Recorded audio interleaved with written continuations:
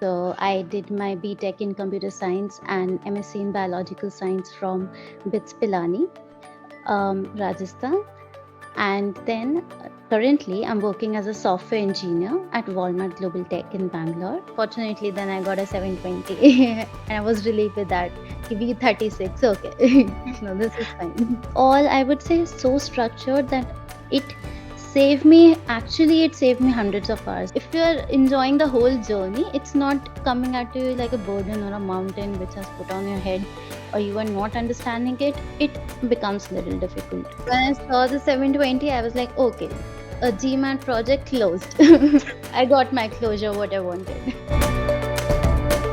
So, hi Malaika, welcome to this success story interview, and congratulations on the massive 110-point improvement to a 720 score. So, congratulations on that massive improvement. Thanks, Rita. Thank you so much for that.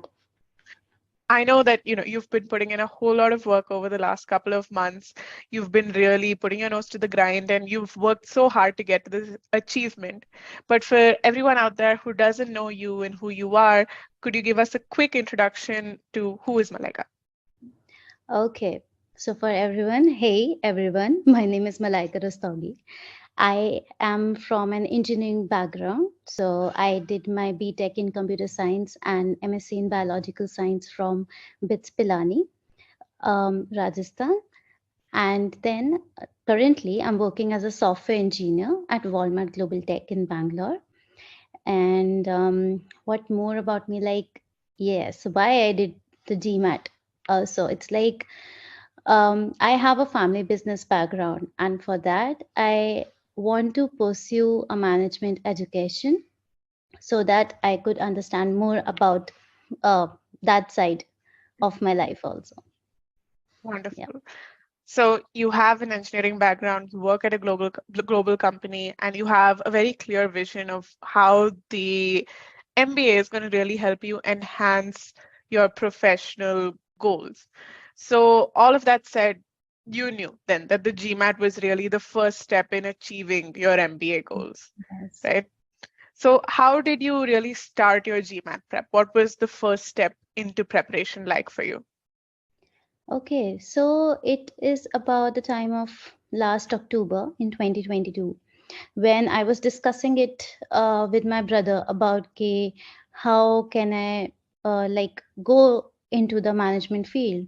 For that, it was like we need a formal management education will help me make a good have a good perspective Mhm. about how everything works to understand all the concepts and everything.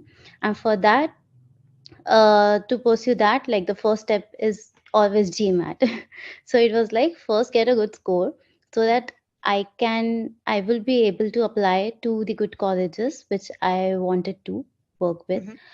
And for that, like within October itself, I started researching about okay, what's the how's the structure of GMAT exam, what all it contains. There's this reasoning and this so, and then I thought that I would require some course or some Mhm. expertise on that to help me guide on it. With that, my brother recommended me e-GMAT course because in his time, like I think 3 years back or something, he also took the course and he really felt it was very good. Mhm. And so I took the free trial, I took the first call, and we understood like how it is how actually it works. Like for me, verbal was very daunting since Mhm. the start. And since in the initial mock itself, I got Q48. So I knew, okay, quant I can do. But for Mhm. verbal, I really needed concepts to get cemented, right? Mhm. With that, I started my e-GMAT course. And then in the e-GMAT course, I started, okay, let's do quant first, then we'll do it. But then I understood like verbal is my weak area. Like there's this first sigma mock Mhm. X which we give. With that, I started with verbal and I understood that it might take me some time to do all the concepts, but I should Mhm. first go through all the concepts And e-GMAT actually really, for me, it was kind of a personalized tutor kind of thing, Mm-hmm. because it actually gives you the whole, like everything is structured over there. Like you do Mm-hmm. the concepts, you do the test, then application files and everything. You first understand all the concepts, you take it section wise. Mm-hmm. Like especially, uh the my favorite part was the master comprehension. The Before, first thing you did in verbal. yes, like it was highly recommended before SC, CRRC. Don't pick any of them first. Master your comprehension skills, Mm-hmm. and that will help you with all the sections. Then go. Then I started with SC, then CR and RC.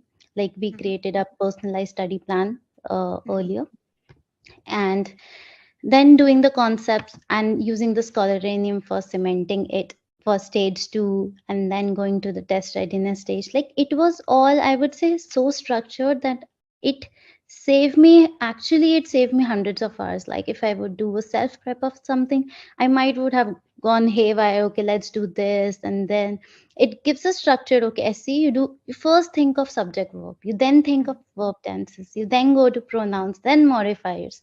Like this should be, and it's like this should be also used in the question itself Mm-hmm.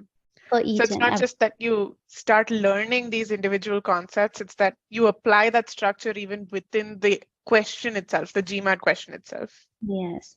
And what I liked really about e-GMAT course was that it doesn't tell you any shortcuts. Like even when you're studying it, don't give you shortcuts. It's tell you this is the concept, you understand it. And so somehow when you in the later stages, you understand that actually builds your confidence. Okay, at the main exam time, Mm-hmm. whatever kind of question is thrown at you, you can tackle it, Mm-hmm. because you didn't do any shortcuts kind of thing which would be applied in specific questions. It's like Mm-hmm. it's a process which will be applied in that question, and you can get that answer using that process for each and every kind of question. Mm-hmm. So it's like Yeah. you said, it's not something that's so specific down to, okay, just modifiers type questions or just boldface type questions. Yes. You had that process that, okay, any SC question, any CR question, any RC question, I know as soon as I identify what type of question it is, I know exactly what to do here. You had that Yeah. confidence, Like right? I won't get feared. Okay, this looks very hard. Okay, even if it would be hard, that's the process that's gonna apply to it. Mhm. Yeah. Okay. And so for SC, sentence correction was the first thing I picked up, Mhm. and that was because I thought it really needed most improvement. Mhm. I really needed improvement in that area, and with that doing it, you really understand. Like so you would see that reflection not just in questions, but even when you're writing email.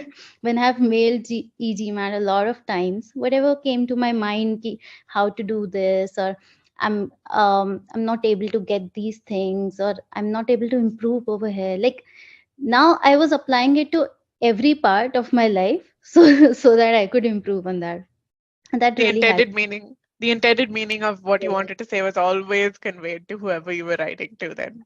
Yes, I made sure okay, there's parallelism in that, this and this. Okay, these should be now. So when even I'm writing something else, I made sure okay, I'm doing it the right way. It's not just the questions you're looking at. And then for CR, the pre-thinking approach actually is really good. Like you read the argument, and as I have seen Harsha's videos also. So as he has always said, don't skim through it, don't skip it, don't rush through it, don't read it like a story. So it is actually very important. So when you read it, then you do the pre-thinking. You're doing pre-thinking to understand fully the argument. Mm-hmm. What, so when you see the questions, like when you see the question, when you see the answer choices, you see answer choices, five answer choices in itself. These are questions. This is the answer or not. Like you have to Mm-hmm. think it. So if it is very clear the argument, then only you can go forward with it. Mm-hmm. But and if for the initial times when I, like when you read when you do the whole process, but you think okay, let's just read it. It's the when you have the time crunch, you see, okay, just 5 minutes, these questions, just read it, just see, figure out a way. You cannot do it. If you do not understand the meaning, you cannot do the answers. Mhm. You cannot look at them. That makes a lot of sense, right?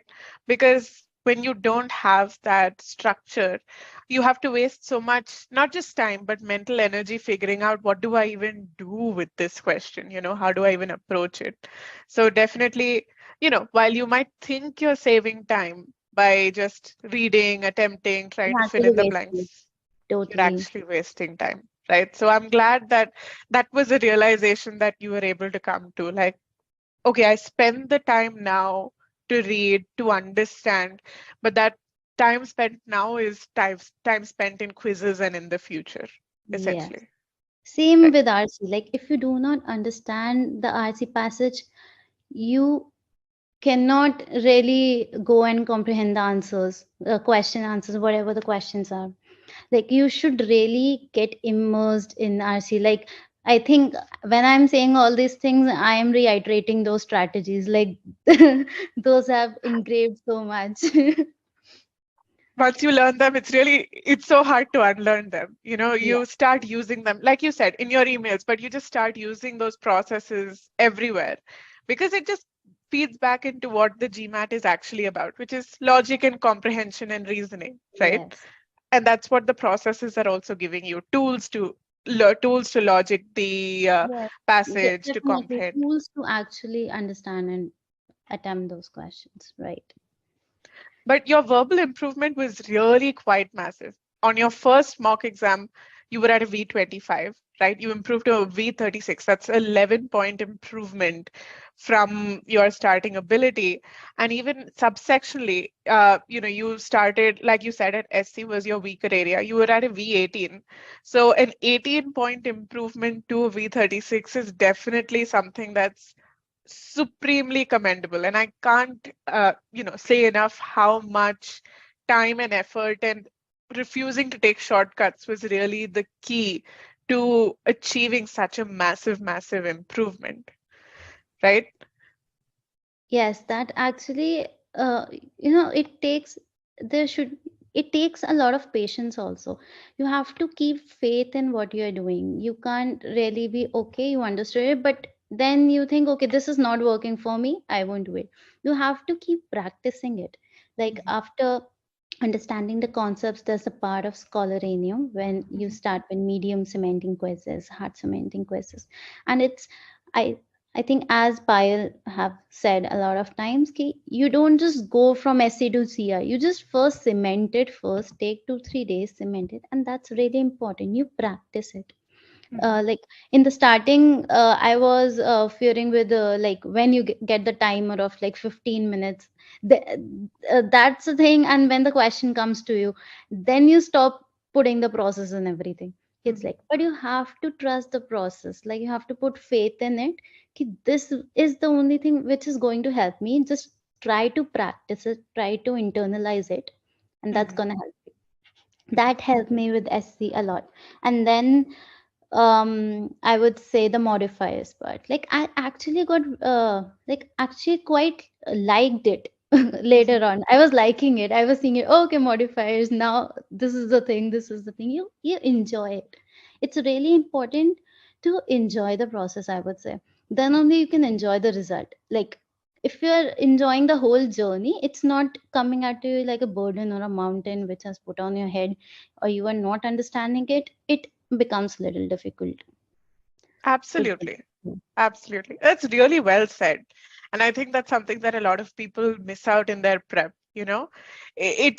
it can feel like a burden, it can feel like a pain, but when you enjoy the learning process, when you enjoy what you're doing, I think then the results come easier as well because you're so willing to put in what you want because you're putting in time into something that you're genuinely enjoying putting effort into, Yes. right? So tell me a little bit more about this practice that you were doing. I know that it was a very structured process, but how do you actually think that following that method of moving from medium to hard and doing so immediately after the modules was important in actually getting to your target score? So it's like when you understand the concepts and the process, okay, this is how to be done. And then you are actually doing, so you are doing just the questions, normal questions, are like without time or without really deep focus what you're doing, the particular questions. It's like, but you do not internalize that. It's Mhm, only like it's superficial, but when it comes to internalizing it, like I did a medium cementing quiz. So I think those cementing quizzes are basically made that with structure. It has all the topics. It had particular questions which would help you to internalize it. It's mhm, not important like you have to score 100% in it.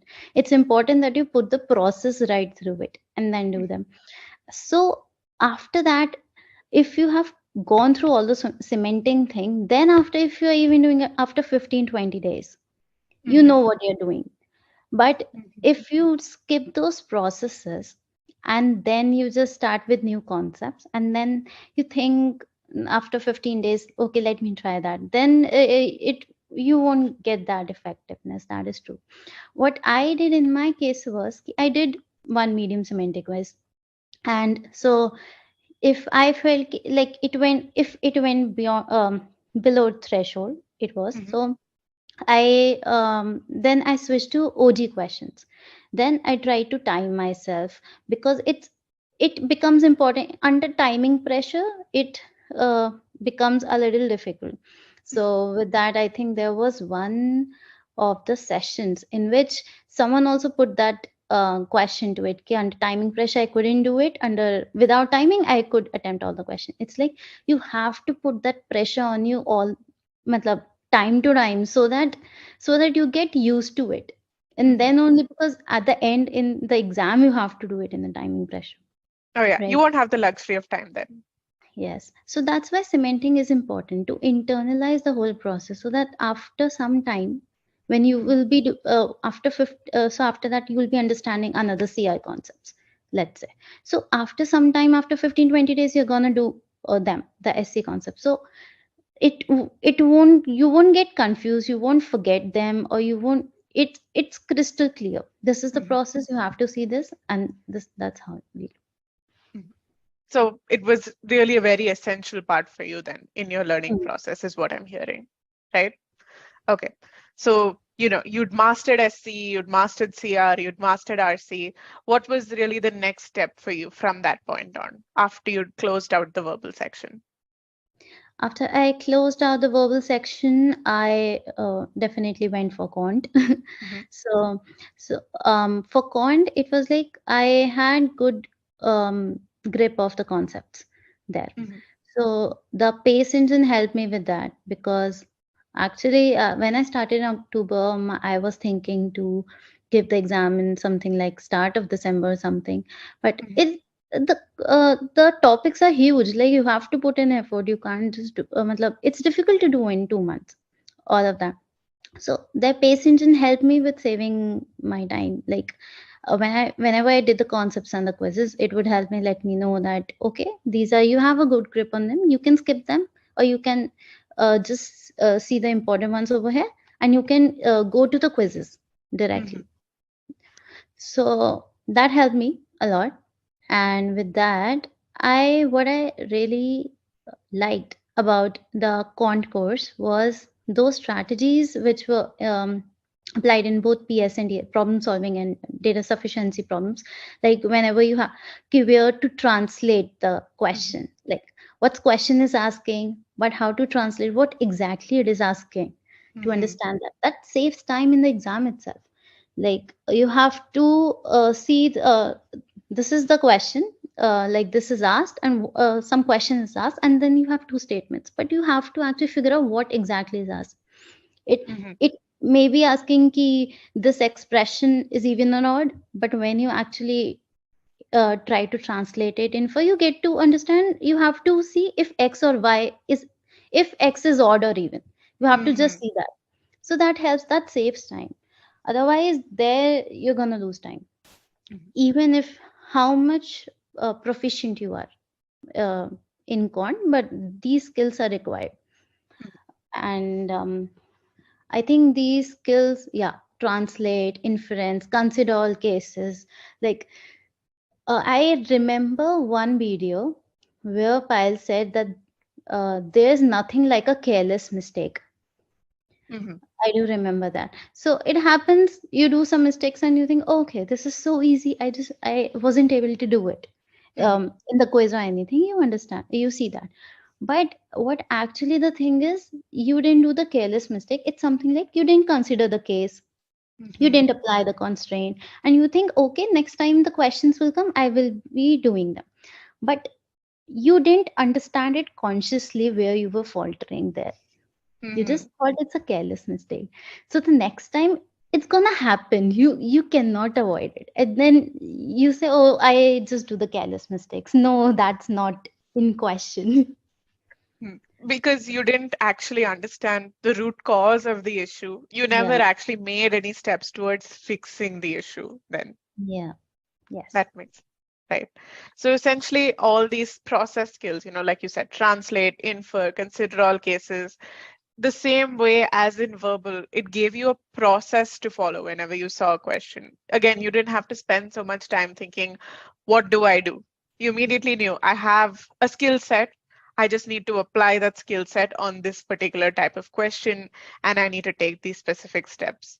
So even though you were already at a pretty high ability, you were at a Q48, you were able to fix whatever minor issues there were, whatever minor weak areas there were, yeah, and enhance your skill set to get to yeah. that Q50 on the final exam.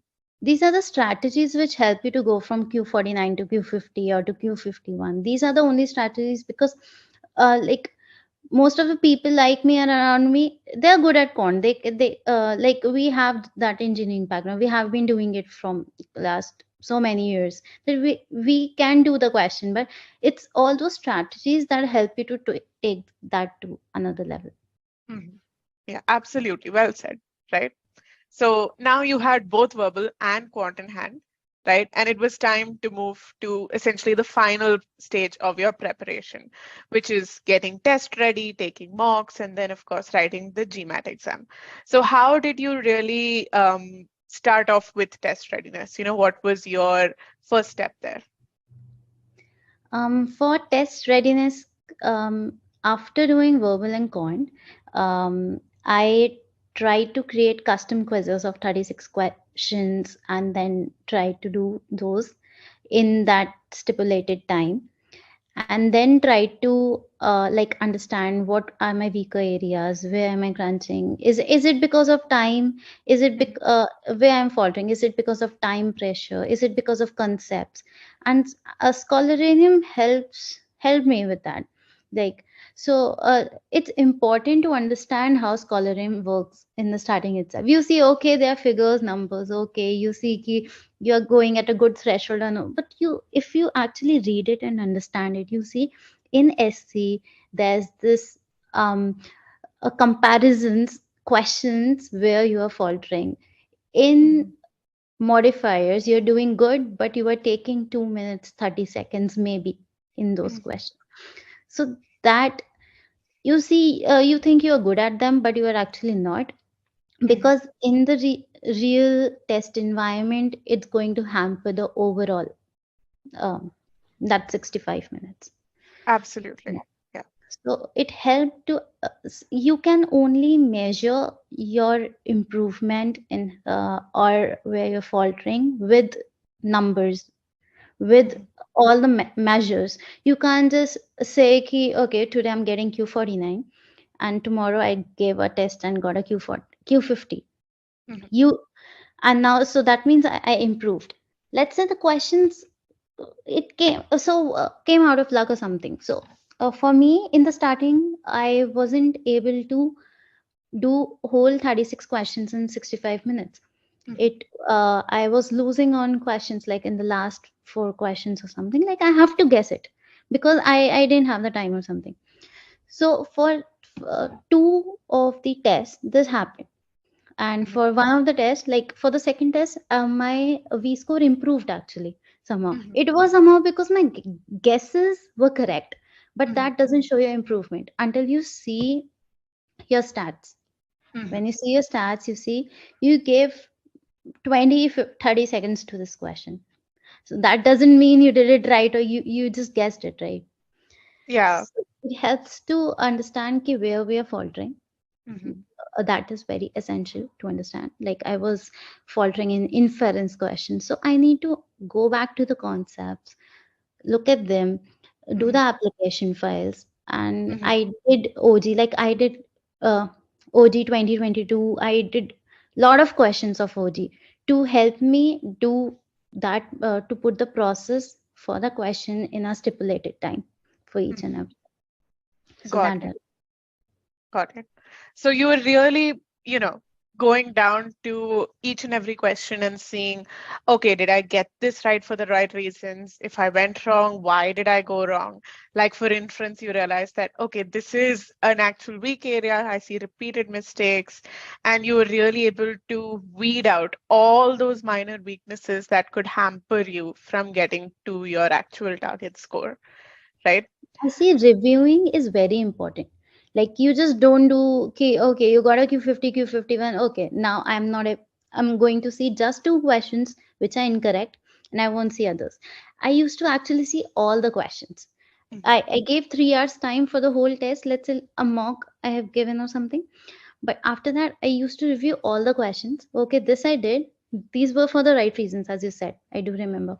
And somehow you will understand ki one question you did is correct, but they weren't for the right reasons. You should Mhm. understand what they are because you will get one chance to click the correct answer at that moment in the exam. Mhm. Absolutely.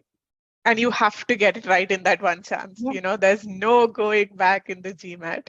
You're not Absolutely. reviewing it or thinking, ki, okay, we're going to do that again. Absolutely. So then you went and you wrote the exam. So how was that experience like for you, actually writing the GMAT exam after all this effort? So what helped me there was in my first attempt, I would say, Hmm. uh, if you have practiced enough with your mocks, and if you have if you have practiced enough, it looks to you like another mock you're giving or another exam Hmm. because you have practiced that test environment so many times. And well, what is good about the e-GMAT platform is the kind of questions are actually very similar. It's not just ki, okay, they are different, OG questions are different or something.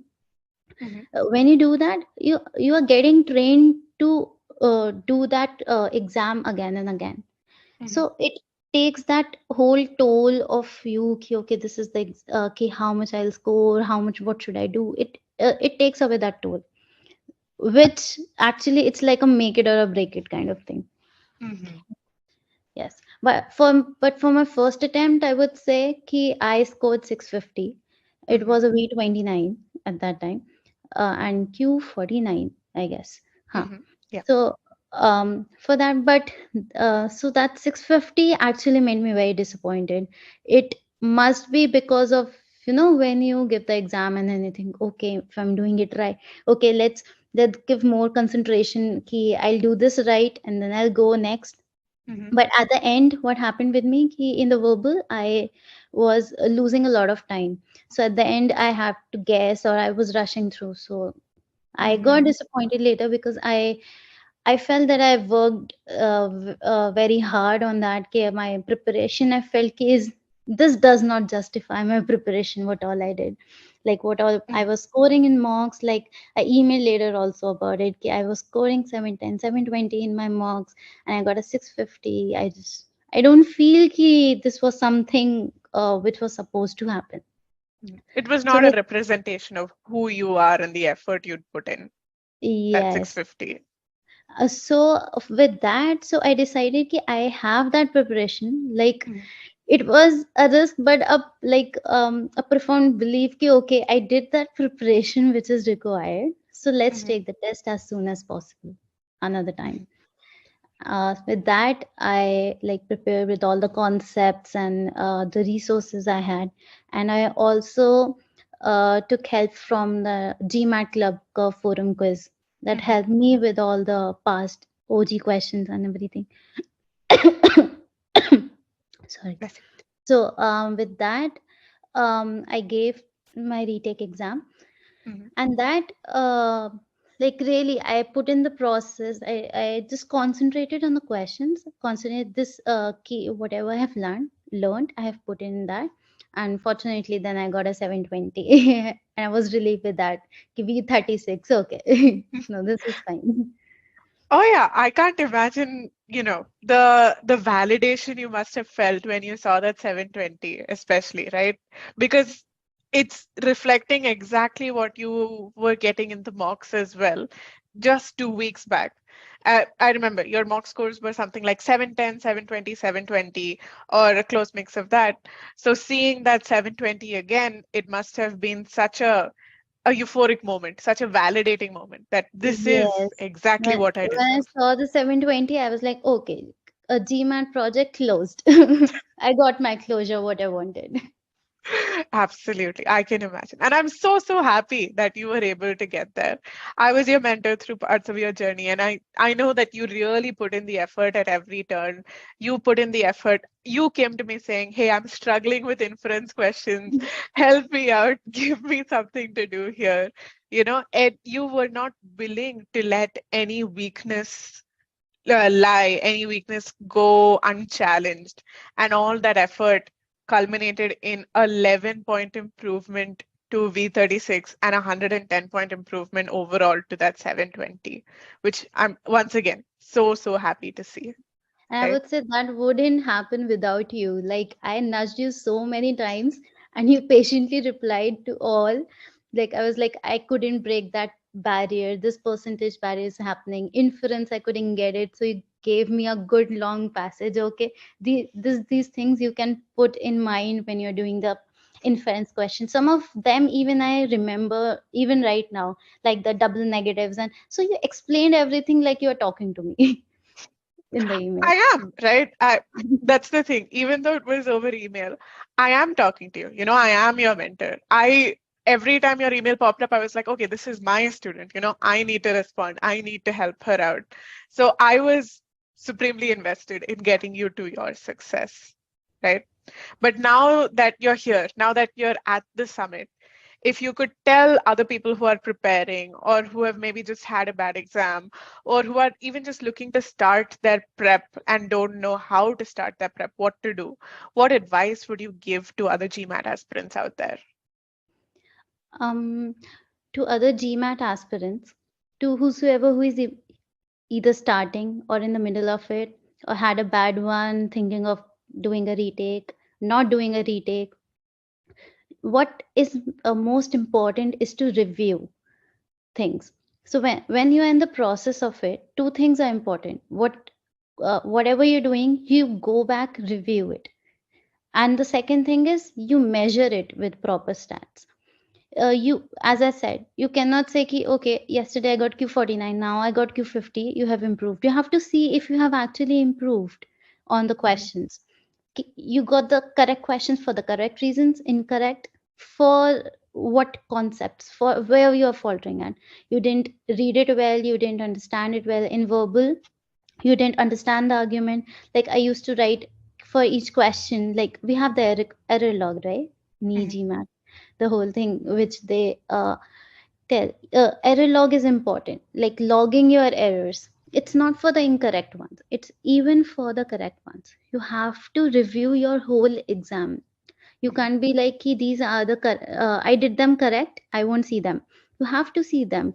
Why? What were you thinking at that time, and was it correct or not? Mhm. Then only you will improve on it. That I would say. Absolutely, right. It's not just the big errors, the questions you got wrong, but even the errors in the process. While the answer might have been correct, was there an error in the steps that you took to get there? That's also something that should go in the error log, right? Absolutely. Yes, definitely. Yeah. So that's a really, really good piece of advice. And I'm sure that anyone who heeds it will see a change, an improvement in their outcomes. But thank you once again so much for coming on, Malaika. It's been such a pleasure to mentor you and to have you here and take your success story, right? And I wish you all the very, very, very best for everything that's to come next. Yeah. Thank you, Rita. Thank you so much. Like you have been a very good mentor of me on this whole time. Like I know I have nudged you a lot of times. Whatever came to my mind, I mailed you just. And but what I would tell to all the GMAT aspirants is like you should also enjoy the journey. If you have to enjoy the result, like if you take it as a burden or like it's stressing you out, so you have to see where you're faltering. Is your structure not correct? Is your Mhm. planning not correct? If you have planned well, you are not able to execute it, or you are not able to track it somewhere, Mhm. you are not able to review it. That is important. Like you should enjoy the whole process. Absolutely, right? Very well said. And on that high note, thank you everyone for watching, for staying till the end. Uh, we wish you all the best in your respective GMAT journeys, and we hope that one day you'll also be here giving us a wonderful success interview. So, thank you, Malaika. Thanks, everyone. Have a wonderful day and take care. Thanks, Rita.